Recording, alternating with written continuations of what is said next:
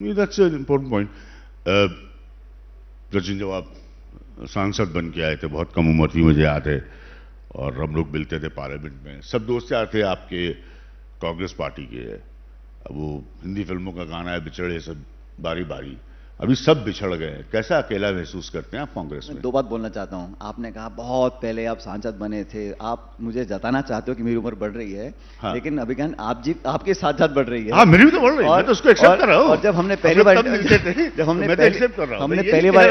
पहली बार इंटरव्यू लिया था तो आप एक अलग संस्था में काम करते थे, उसके बाद आप अलग अलग जगह में, आज हम इस चैनल में बैठे हैं। तो जीवन में कौन किस रास्ते को इख्तियार करता है, ये हर व्यक्ति का निर्णय होता है। नहीं, मेरा प्रश्न था कि उस समय के आपके सारे मित्र अब कांग्रेस छोड़कर बीजेपी में जा चुके हैं, इसीलिए मैंने कहा कि वो हिंदी फिल्म का गाना है, बिछड़े सभी बारी बारी। तो ये तो स्टेटमेंट है। सवाल कभी वो बेचारे आपको फोन करते हैं कि भाई आ जाओ, आप भी आ जाओ। ऐसा है, मेरे को जैसा मैंने कहा, किस व्यक्ति को किस राजनीतिक विचारधारा में अपना रास्ता चुनना है उसका निर्णय होता है।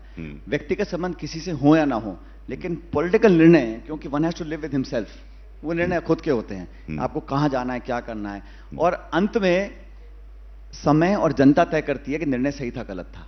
जो कर रहा है, किसी की मजबूरियां हैं, किसी की परिस्थितियां हैं, मजबूरियां, प्रेशर हो सकता है। मैंने नाम नहीं लिया किसी का, हो सकता है। आपने मजबूरियां कहा, इसलिए मेरा अगली बार आप इंटरव्यू कर उनसे पूछ लेना, जो आएंगे आपके पास। मैं तो कह रहा हूं किसी का कोई व्यवस्था होती है, कोई लालच होता है, कोई मोह होता है, मजबूरियां होती हैं, परिस्थितियां होती हैं, जो भी होगा हर व्यक्ति का अलग। फिलहाल आपकी कोई मजबूरी, कोई परिस्थिति नहीं है बीजेपी की तरफ जाने की?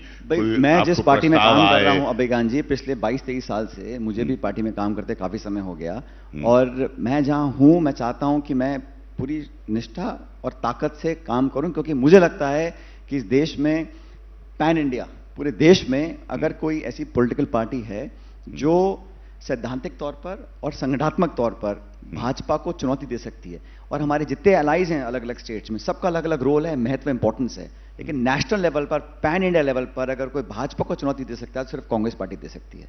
और ये आज नहीं तो कल आप इस बात का आपको एहसास भी होगा कि नेशनल लेवल पर बीजेपी को शिकस्त अगर पॉलिटिकल देनी है, कांग्रेस दे सकती है। Let me ask you serious, एक गंभीर सियासी सवाल पूछना सज्जन आपसे।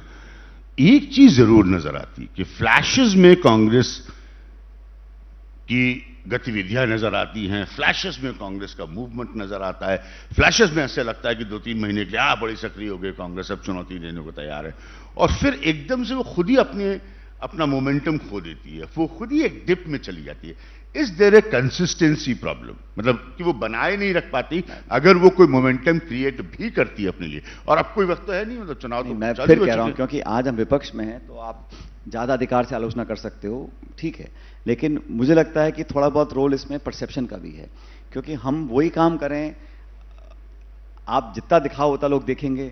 आजकल दुनिया बदल चुकी है, सोशल मीडिया है, नाना प्रकार के चैनल्स हैं, मीडियम है, तो थोड़ा बहुत वहां पर भी मुझे लगता है कि लेवल प्लेइंग फील्ड नहीं होता। बाकी मुझे लगता है एज अ पॉलिटिकल पार्टी, हम लोग आज के तो है नहीं, 130 साल से राजनीति हो रही है, बहुत चुनाव आते हैं, हारते भी हैं, जीतते भी हैं, लेकिन जो परसेप्शन क्रिएशन है, एक टारगेटेड, एक तरह से कांग्रेस को टारगेट किया जाता है। और मैं नहीं कहता हूं कि हर पार्टी में सारे काम सही होते हैं, हो सकता है कुछ गलत भी होते हों, कुछ निर्णय हो सकता है सही ना हो, लेकिन ऐसा बोलना कि इतनी बड़ी पॉलिटिकल पार्टी हम अपनी जिम्मेदारी से कभी पीछे हटें, ऐसा नहीं है। लेकिन आजकल जो मैं देख रहा हूं, एक माहौल बनाने की कोशिश की जाती है। अब चुनाव हम लड़ रहे हैं, आप विपक्ष की पार्टी के साथ उनके नेताओं को टारगेट करें, उनको पार्टी छोड़ने पर मजबूर करें, आप खातों को बंद कर दें, आप हर जगह स्टेट की और सेंटर की जो ताकतें हैं, एजेंसीज हैं, उनको पूरा खुला छोड़ दें। 95% ईडी के जो छापे हैं, रेड हैं, नोटिस हैं, वो सिर्फ विपक्ष के नेताओं पर पड़े, 95%। तो ये कोइंसिडेंस नहीं हो सकता ना। फिर आप बोलते हो कि ये छोड़ के चला गया, वो वहां चला गया। अब भाई हर इंसान की क्षमता होती है। इस बात के लिए मैं आपकी तारीफ करूंगा कि आप पॉजिटिव हैं, रेजिलिएंट हैं, आप सकारात्मक हैं और आप टिके हुए हैं, लेकिन बाकी लोगों को भी तो ऐसा सोचना पड़ेगा। सरकारें जो है वो क्लैम्प डाउन करती हैं, और ऐसा नहीं है कि कांग्रेस के समय में ऐसा नहीं हुआ, तो कांग्रेस ऐसा का तो नहीं, इमरजेंसी लगाने आप भी पुराने पत्रकार हैं, आप देखिए पिछले 30-40 साल से मैं भी देख रहा हूं, इस प्रकार नहीं होता है। आप मेरे मतभेद हो सकते हैं किसी व्यक्ति के साथ, लेकिन किसी निर्वाचित मुख्यमंत्री को रात के समय आप जेल में डाल दें और फिर बोलें law will take its own course, code of conduct लगा हुआ है, मॉडल कोड ऑफ कंडक्ट देश में लगा हुआ है, चुनाव सर पर हैं, इलेक्टेड मुख्यमंत्रियों को झारखंड में क्या हुआ, दिल्ली में क्या हुआ, कांग्रेस के साथ किस प्रकार की एजेंसीज जो काम कर रही हैं, ये ठीक है, हम विवाद हो सकता है, मतभेद हो सकता है पॉलिटिकल पार्टी में, हम लोग भी बहुत चुनाव लड़े हैं, लेकिन इस प्रकार से नहीं हुआ है पहले।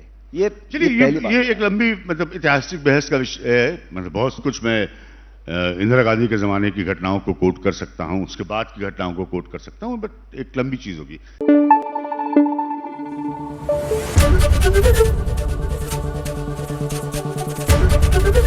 एबीपी न्यूज़ आपको रखे आगे।